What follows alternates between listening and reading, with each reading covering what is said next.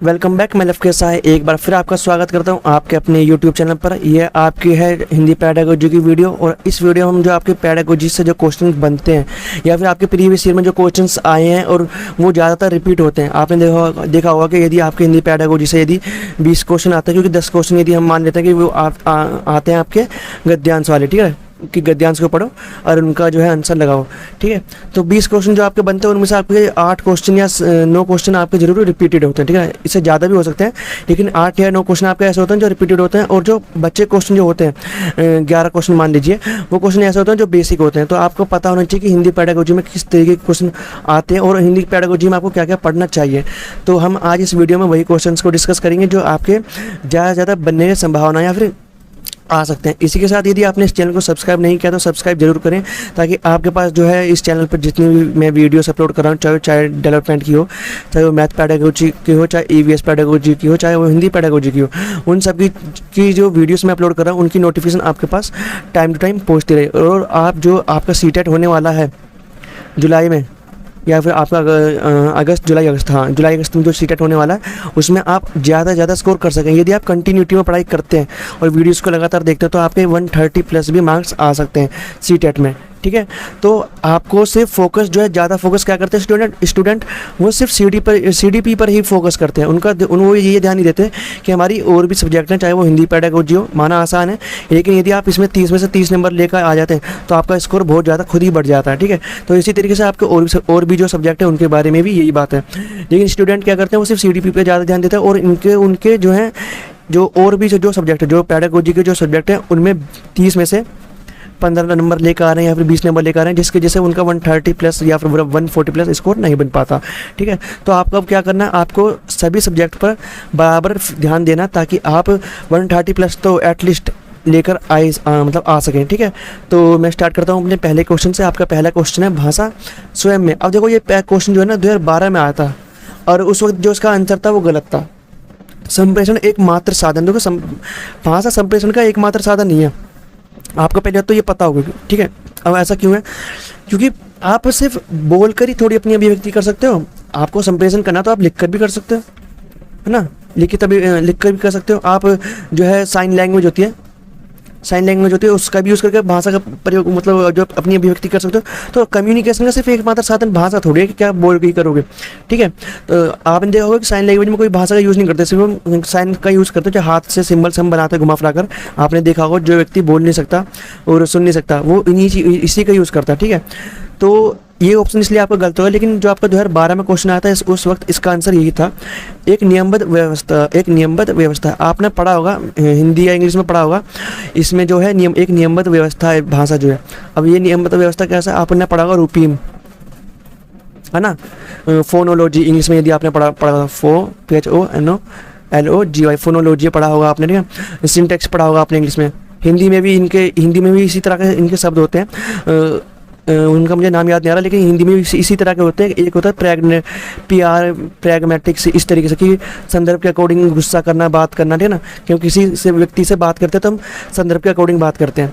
तो यहाँ पर जैसे इंग्लिश में वैसे हिंदी में भी होते हैं। तो क्या है, ये एक नियमबद्ध व्यवस्था है और इसमें ग्रामर का रूल तो चलता ही है, आपको पता ही होगा, ठीक है। तो यहाँ पर जो आपका सेकंड ऑप्शन है वो ठीक होगा। एक जटिल चुनौती भी नहीं है, एक विषय मात्र भी नहीं है, तो यहाँ पर जो आपका बी ऑप्शन है वो ठीक होगा। नेक्स्ट क्वेश्चन है आपका भाषा का प्रयोग केवल पाठ्य पुस्तक में होता है, केवल मुद्रित सामग्री में होता है, जीवन के विभिन्न संदर्भों में होता है।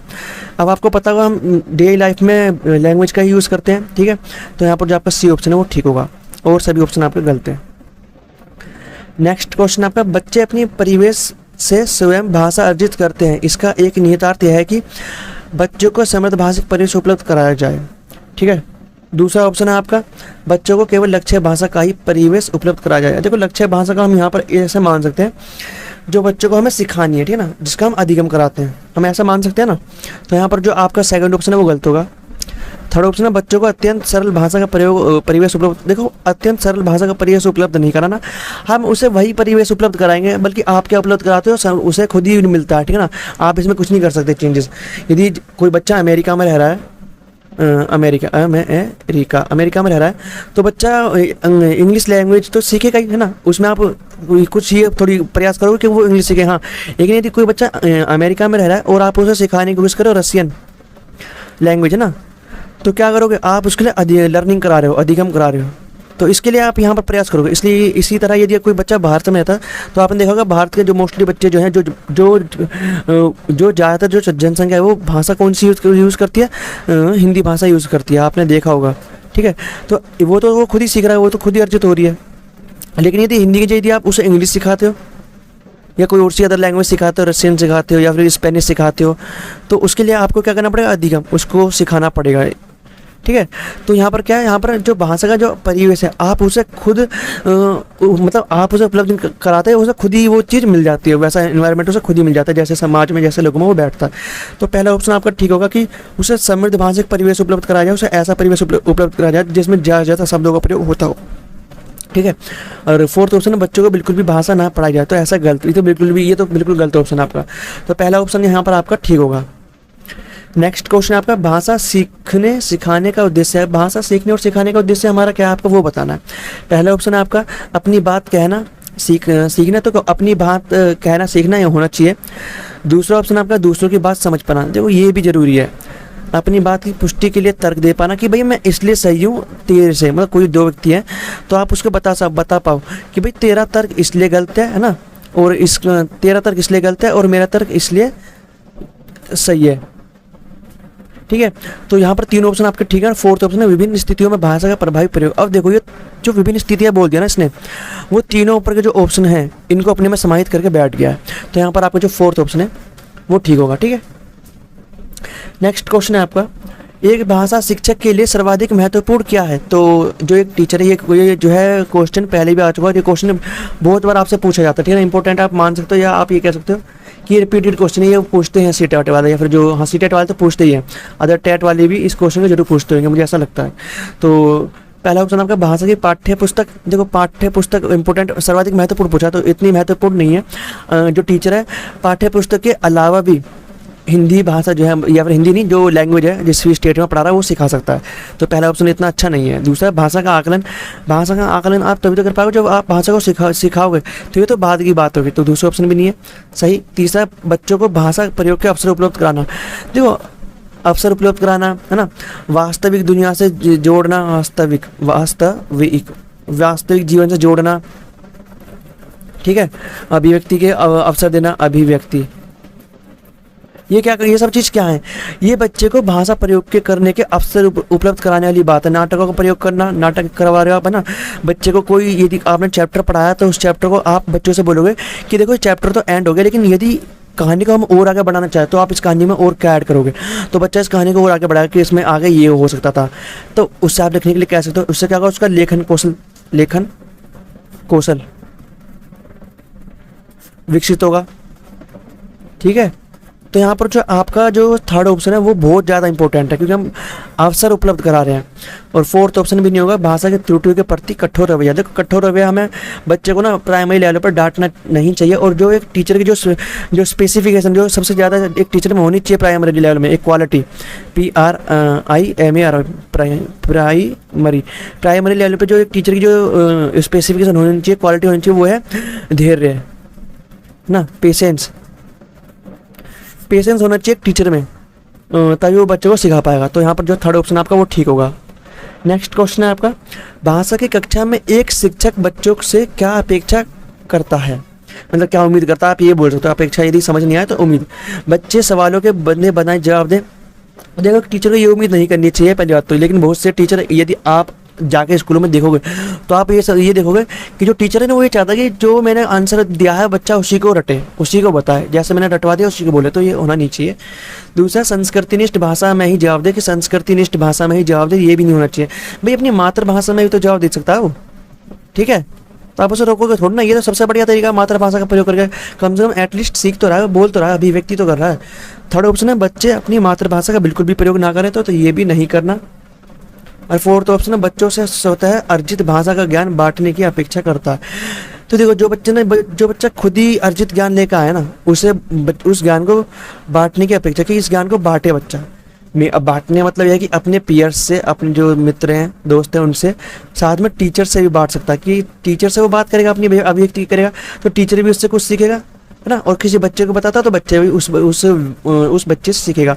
तो क्या यहाँ पर क्या हो रहा है, यहाँ पर बच्चा इनको भी बता सकता है और इसको भी बता सकता है। फिर ये बच्चा ही बताया कि मुझे हमारे यहाँ तो इस शब्द को ये बोलते हैं, हमारे यहाँ पर खाने की चीज़ को इस नाम से जानते हैं। टीचर भी कुछ बताएगा कि इसको इंग्लिश में ये बोलते हैं, ये नाउन है, ये प्रोनाउन है, ठीक है। तो यहाँ पर जो है फोर्थ ऑप्शन आपका सबसे बेस्ट होगा।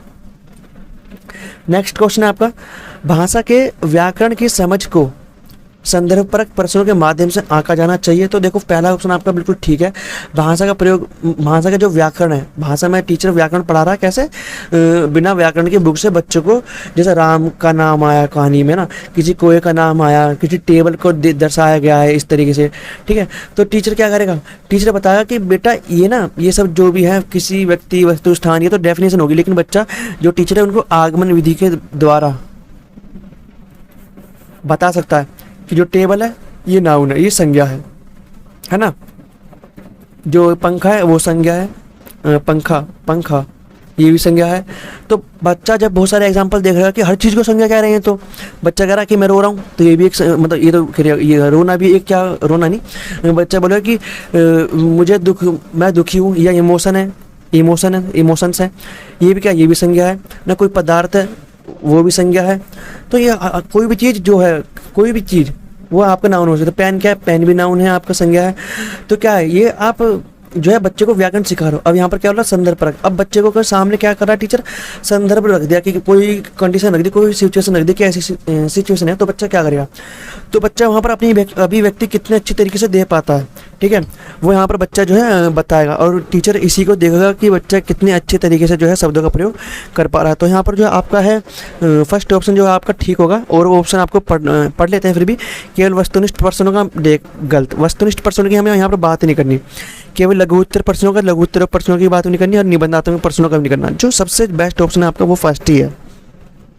नेक्स्ट क्वेश्चन है आपका, प्रश्न पूछता, मतलब प्रश्न पूछता नहीं, प्रश्न पूछना, प्रतिक्रिया व्यक्त करना, परिचर्चा में भाग लेना। देखो प्रश्न पूछ रहा है एक बच्चा, प्रश्न वो दोस्तों से भी पूछ सकता है, टीचर से भी पूछ सकता है। हम मानते हैं टीचर से पूछ रहा है।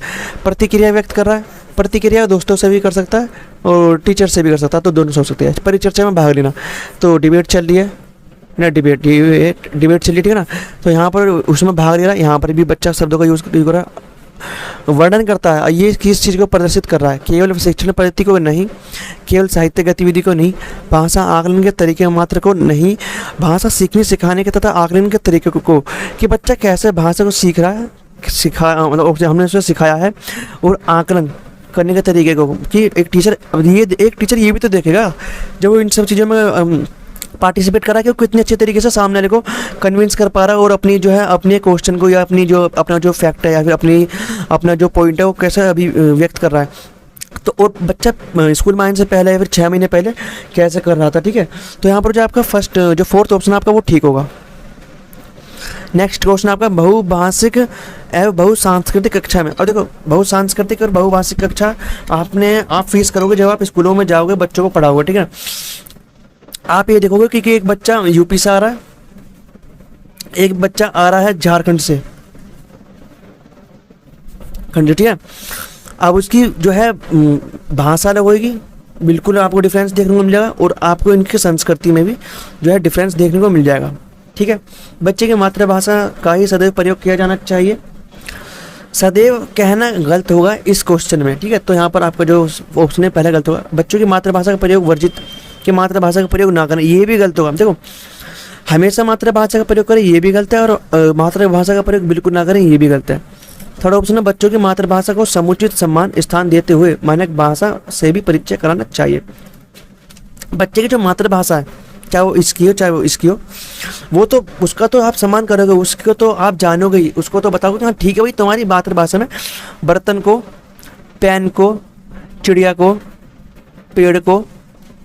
पेड़, धान को, नाच को, है ना, कमीज को, खाने का कोई रेसिपी होगी, है ना, कोई रेसिपी होगी, डिश होगी, वो उसको किसी चीज़ किसी नाम से जानते हैं, लेकिन इसी चीज़ को मानक भाषा में इस नाम से भी जानते हैं, ठीक है ना, ठीक है। तो यहाँ पर जो है थर्ड ऑप्शन आपका ठीक होगा। फोर्थ ऑप्शन है, बच्चों को केवल मानक भाषा के प्रयोग के लिए पुरस्कृत करना चाहिए। तो ऐसा नहीं कि मानक भाषा ही बोलेगा तभी हम तुझे रिवॉर्ड देंगे ताकि तू आगे बढ़े। तो ये गलत होगा, आपका यहाँ पर जो थर्ड ऑप्शन ही ठीक है। नेक्स्ट क्वेश्चन है आपका, निम्नलिखित में से कौन सा भाषा शिक्षण का उद्देश्य है? तो भाषा के व्याकरण सीखने पर बल देना, निजी अनुभवों के आधार पर भाषा का सृजनशील प्रयोग करना, भाषा सीखते समय त्रुटियां बिल्कुल ना करना। देखो त्रुटियां तो बच्चा करेगा, पहला ऑप्शन भी नहीं होगा क्योंकि व्याकरण सीखने पर, भाषा के में व्याकरण सीखने पर बल देना भी नहीं होगा। फोर्थ ऑप्शन है भाषा की बारीकी और सौंदर्य को सही रूप में समझते हैं की क्षमता को हतोत्साहित, प्रोत्साहित बोल देते तो ये जो फोर्थ ऑप्शन आपका वो ठीक हो जाता, हतोत्साहित बोल दिया तो गलत हो गया। अब देखो तीनों ऑप्शन गलत है तो आपका बी ऑप्शन ही बच रहा है। तो बी ऑप्शन आपका यहाँ पर सही ठीक होगा कि निजी अनुभवों के आधार पर भाषा का सृजनशील प्रयोग करना। बच्चा निजी अनुभवों को, जो बच्चे की जो पर्सनल एक्सपीरियंस है उनका यूज़ करेगा, मतलब उनका यूज़ नहीं करेगा, उनको बताने में जब उनको बताएगा तो वो नए शब्दों का प्रयोग भी कर पाएगा, ठीक है ना। उनमें नए शब्दों का प्रयोग, आपने देखा होगा कि भाषा एक स्थान से दूसरे स्थान पर जाने पर बदलती है, ठीक है। तो यहीं पर ये फैक्ट जो है लागू होता है। तो यहाँ पर जो आपका बी ऑप्शन है वो ठीक होगा। बच्चों की भाषा संबंधी क्रमिक प्रगति का लेखा जोखा रखना डैश से संबंध, मतलब डैश से संबंध है, संबंध होगा मेरे ख्याल से। तो ये जो है आपका डैश से संभव है, संभव ही है, चलो ठीक है मान लेते संभव है। बच्चे की जो भाषा संबंधी जो क्रमिक प्रगति है उसका हम लेखा जोखा रखते हैं, किस में रखते हैं? लिखित परीक्षा में, मौखिक परीक्षा में, उत्तर पुस्तिका में नहीं। पोर्टफोलियो एक ऐसा जो है आपका, ये हम बोल सकते हैं एक ऐसी रिपोर्ट है, या फिर हाँ रिपोर्ट बोल सकते हैं, ऐसी रिपोर्ट है जो बच्चे के बारे में बहुत सारी इन्फॉर्मेशन देती है कि बच्चे की आज बच्चा कैसा था, कल बच्चा कैसा था और आने वाले समय में बच्चा कितनी प्रगति कर रहा है, क्रमिक प्रगति को दर्शाता है, ठीक है, पोर्टफोलियो। तो यहाँ पर जो है आपका सी ऑप्शन है वो ठीक होगा। नेक्स्ट क्वेश्चन है आपका, भाषा की पाठ्य पुस्तक क्या है? साधन है, साध्य है, या भाषा सीखने का एकमात्र संसाधन है, या फिर अभ्यासपरक ही एक पुस्तिका है, ठीक है ना। तो हम बोलते हैं, जो हम ये मानते हैं जो पाठ्य पुस्तकें जो होती हैं आपकी जो यूज़ करते हो वो एक साधन है, ठीक है ना। हम पाठ्य पुस्तकों की सहायता से ही भाषा को सीख पाते हैं। तो क्या है, ये एक साधन ही तो है, फिर हमारी साधन ही तो है जो भाषा की जो पाठ्य पुस्तक है। तो यहाँ पर जो आपका फर्स्ट ऑप्शन है वो ठीक होगा, और ऑप्शन आपके गलत होंगे। अभ्यासपरक पुस्तिका भी नहीं है और एकमात्र संसाधन भी नहीं है। नेक्स्ट क्वेश्चन है आपका, बच्चों की भाषा के आकलन का सर्वाधिक प्रभावी तरीका है, और सबसे प्रभावी तरीका क्या है? प्रश्न पूछना और सही, नीचे से पढ़ते हैं, प्रश्न पूछना और पढ़ी गई सामग्री का पर प्रतिक्रिया व्यक्त करना। बच्चे प्रश्न पूछना और जो उन्होंने पढ़ा है, जो सामग्री पढ़ी है उस पर प्रतिक्रिया व्यक्त कर रहे हैं। प्रतिक्रिया में वो कुछ भी क्वेश्चन पूछ सकते हैं, ठीक है ना, कुछ भी क्वेश्चन पूछ सकते हैं, ठीक है। तो यहाँ पर जो आपका फोर्थ ऑप्शन ठीक होगा, स्रोत लेख नहीं होगा, लिखित परीक्षा नहीं होगा, प्रश्नों के उत्तर भी नहीं होगा, ठीक है। तो यहाँ पर जो आपका डी ऑप्शन है वो आपका ठीक होगा। नेक्स्ट क्वेश्चन है आपका, भाषा अर्जन में महत्वपूर्ण है। और भाषा अर्जन में क्या महत्वपूर्ण है? पाठ्य पुस्तक महत्वपूर्ण है, भाषा का शिक्षक। देखो अर्जन क्या होता है, अर्जन आप अपने आप सीखते हो, आपको ना ही टीचर की जरूरत है ना ही पुस्तक की जरूरत है। भाषा के विभिन्न रूपों का प्रयोग, तो यहाँ पर भाषा के विभिन्न रूपों का प्रयोग जो करते हैं जो लोग करते हैं, जो घर में आप भाषा देखते हो वही है। भाषा के विभिन्न रूपों का प्रयोग किया जा रहा है और उसी भाषा को यूज़ करता है बच्चा और उसी को स्कूल में लेकर जाता है, ठीक है ना।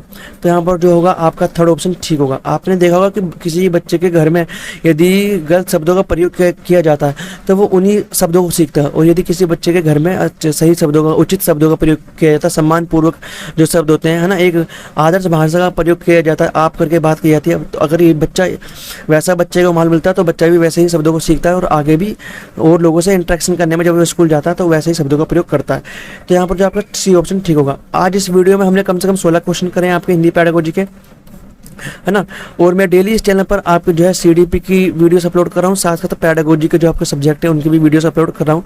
यदि आपने पैडागोजी की वीडियोस नहीं देखी तो उन्हें भी जाकर जरूर देखें। ईवीएस पैडागोजी की मिल जाएगी वीडियो, मैथ पैडागोजी और आपकी ही हिंदी पैडागोजी, ठीक है। मैं इन तीनों की तो वीडियोस अपलोड कर रहा हूँ, साथ साथ मैं चाइल्ड डेवलपमेंट की वीडियोस भी अपलोड कर रहा हूँ। यदि आपने वीडियो नहीं देखी तो उन्हें जाकर जरूर देखें, और यदि आप चैनल पर नहीं है तो चैनल को सब्सक्राइब जरूर करें ताकि आपके पास जो नोटिफिकेशन है, जो वीडियोस मैं अपलोड करता हूँ उनकी जो नोटिफिकेशन सबसे पहले पहुँच सके। और जो आपका सीटेट है, जो आपका जुलाई में, अगस्त में होने की संभावना है, उसमें आप 130 प्लस मार्क्स ला सकें। सबसे ज़्यादा जो मेन चीज़ है बच्चे की कंटिन्यूटी में पढ़ाई करना। यदि कोई बच्चा कंटिन्यूटी में पढ़ाई कर रहा है, वीडियोस को देख रहा है और टेस्ट लगा रहा है, ठीक है ना, और कॉन्सेप्ट्स को समझ रहा है, तो उसके लिए 130 प्लस लाना कोई बहुत बड़ी बात नहीं है, ठीक है। तो आप वीडियोस को ज़रूर देखें ताकि आप अपने जो है CTET में ज़्यादा से ज़्यादा स्कोर कर सकें। तो चलिए मिलते हैं नेक्स्ट वीडियो में।